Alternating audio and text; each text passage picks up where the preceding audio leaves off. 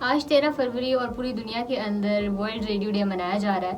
اور ایک وقت ایسا بھی تھا کہ جب سمندر پار معلومات بھیجنا تقریباً ایک معجزہ سمجھا جاتا تھا. لیکن اس وقت 17 دسمبر سن 1902 میں گیلیلیو مارکونی نے ریڈیو ایجاد کیا اور ہوا کے ذریعے سے پیغام شمالی امریکہ سے سمندر پار تک پہنچایا. اور اس کے بعد سے مواصلات کا ایک نیا دور سٹارٹ ہو گیا.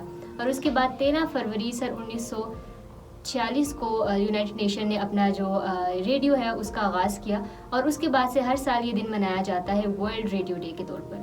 اور اس کے بعد ہم کشمیر کی بات کریں تو کشمیر کے اندر بھی 1989 کے اندر جب دور تھا تو اس وقت عوام تک نہ صرف معلومات پہنچائی جاتی تھی بلکہ شعور بھی پہنچایا جاتا تھا.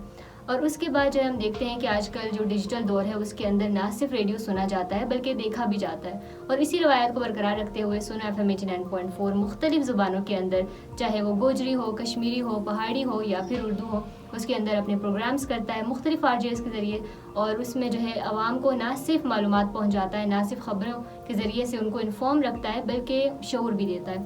تو اسی طرح ہم دیکھتے ہیں کہ آج کا ریڈیو نہ صرف سنا جاتا ہے بلکہ دیکھا بھی جاتا ہے.